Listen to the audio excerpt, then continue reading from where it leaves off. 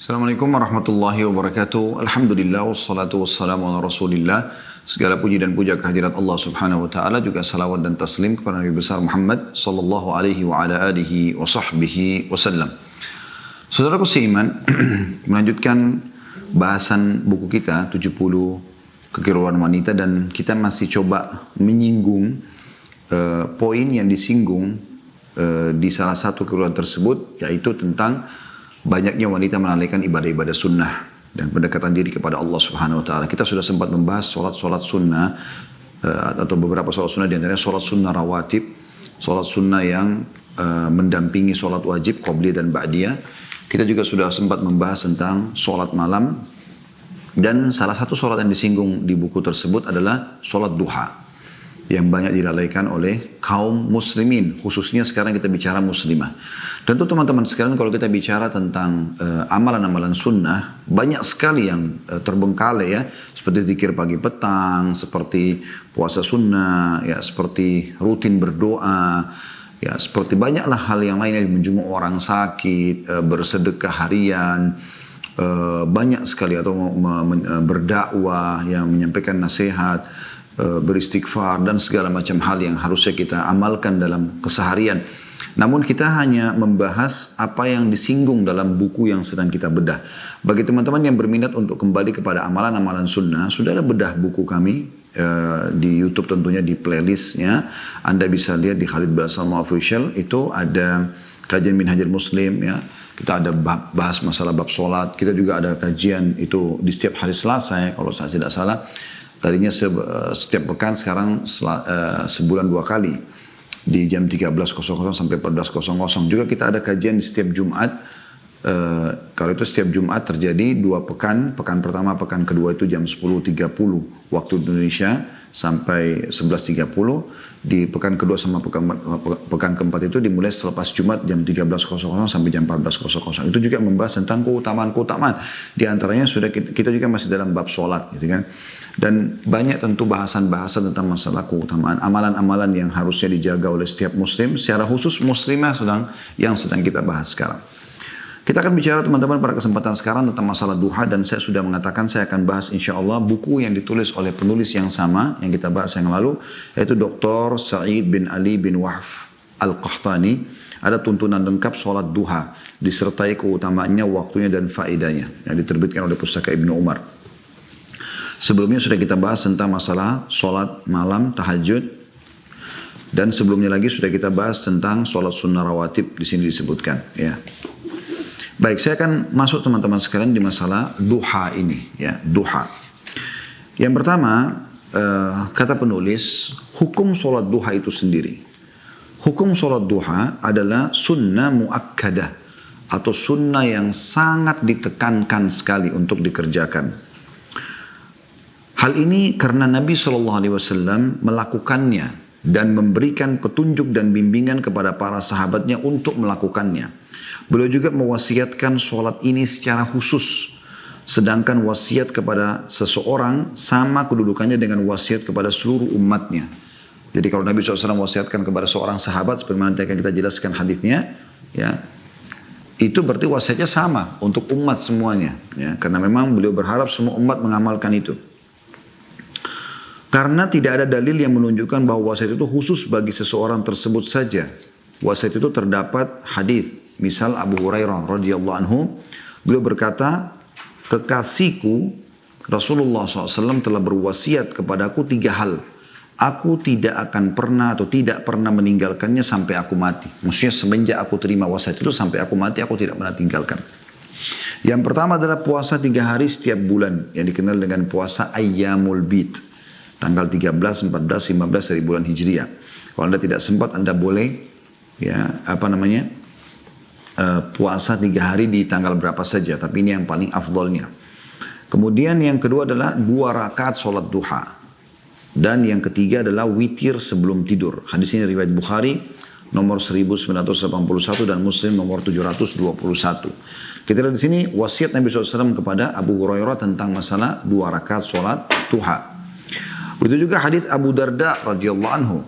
ia berkata, "Ausani habibi sallallahu alaihi wasallam bi thalathin lan ada'unna ma ishtu bi siyami thalathati ayyam min kulli syahr wa salati duha wa bi alla anama hatta utir."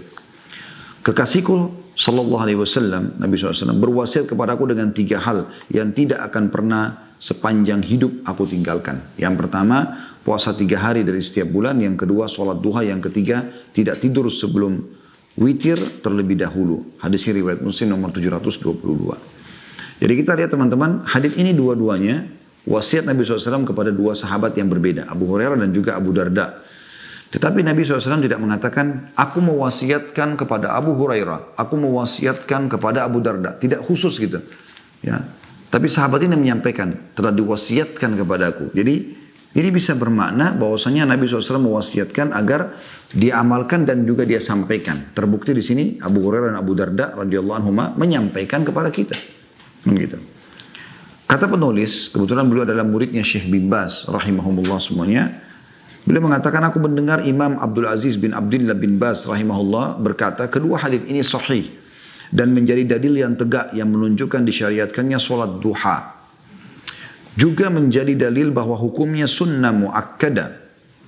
Hal ini karena wasiat kepada seseorang sama dengan wasiat kepada seluruh umat. Tidak dikhususkan bagi seseorang saja. Demikian pula apabila Nabi SAW memerintahkan atau melarang sesuatu. Jadi hukumnya berlaku umum. Kecuali apabila ada kekhususan. Semisal beliau SAW bersabda, ini khusus untukmu. Dan memang Nabi SAW terkadang tidak melakukannya. Namun hal itu tidak menggugurkan kesunnahannya. Terkadang Nabi SAW melakukan sesuatu untuk menunjukkan kesunahannya, dan terkadang Nabi SAW meninggalkan sesuatu itu untuk menunjukkan bahwa hal itu tidak wajib, melainkan hanya sunnah saja.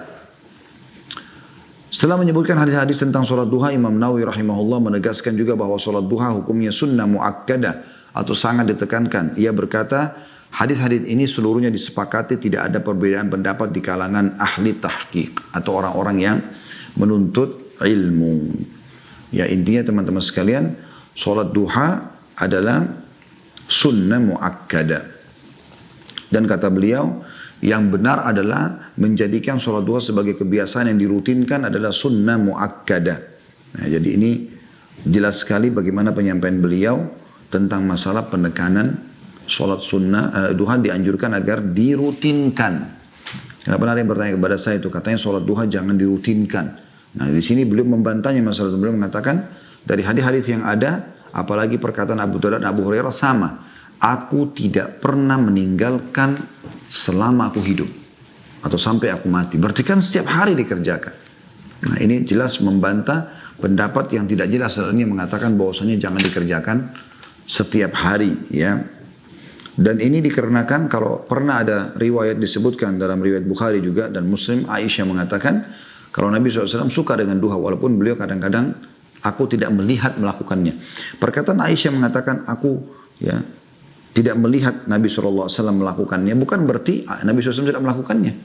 Mungkin di saat itu Nabi SAW melakukannya di tempat lain, pada saat keluar dari rumah Aisyah misalnya, kan gitu. Itu contohnya, ya. Dan Nabi SAW, Aisyah mengatakan dari akhir riwayat tentang masalah itu, kan beliau mengatakan, Aisyah berkata dalam sebuah riwayat Bukhari Muslim, ya, aku tidak melihat Nabi SAW melaksanakan sholat duha, akan tetapi aku melaksanakannya sekalipun Nabi SAW meninggalkannya, padahal beliau menyukainya. Beliau SAW melakukan demikian karena khawatir orang-orang melaksanakannya lalu difardukan kepada mereka. Jadi Nabi SAW bukan berarti tidak suka mengerjakannya, tapi Nabi SAW pernah meninggalkannya secara khusus untuk menentukan hukum. Karena kalau sudah tiap hari Nabi contohkan di depan mereka, maka akan menjadi wajib bagi mereka. Ini mirip dengan kasus sholat tarawih, di mana Nabi SAW sholat di awal malam Ramadan, kemudian setelahnya beliau tidak keluar. Malam setelahnya beliau tidak keluar, dan beliau mengatakan, aku tahu kalian menungguku semalaman, tapi kalau aku keluar maka bisa jadi wajibkan buat kalian. Ya, seperti itulah. Kemudian ada juga riwayatnya yang mengatakan bahwasanya Aisyah juga ditanya, apakah Nabi SAW melaksanakan duha? Ia menjawab tidak, kecuali beliau melakukannya ketika datang dari pepergian, hadis riwayat Muslim. Juga ada hadis yang lain, hadis Aisyah, ia berkata bahwasanya 4 rakaat dan beliau menambahkan sebagian yang diketahui Allah Ta'ala. Kata penulis ini, dalam 3 hadis di atas seakan-akan ada pertentangan antara penetapan bahwa Nabi SAW sholat duha dengan pernyataan bahwa Nabi SAW tidak melakukannya. Padahal tidak ada pertentangan.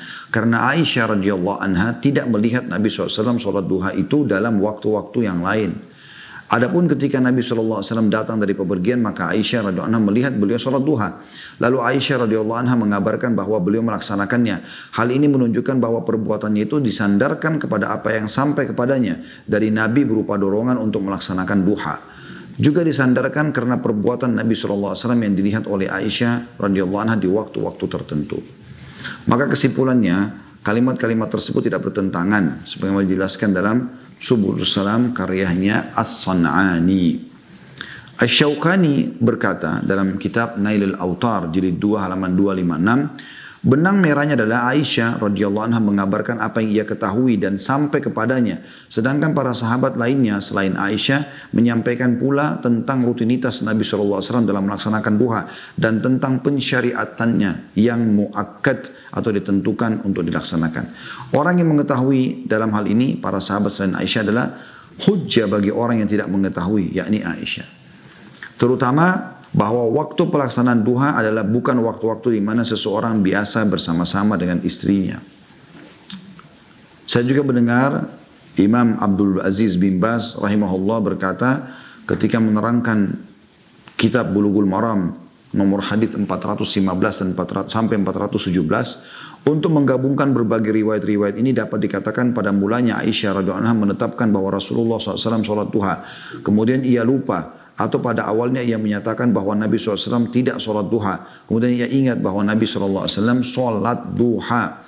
Dan hujjah yang Aisyah tetapkan radhiyallahu anha bahwa Rasulullah SAW sholat duha harus didahulukan dari hujjah Aisyah yang menafikan bahwa Rasulullah SAW tidak sholat duha.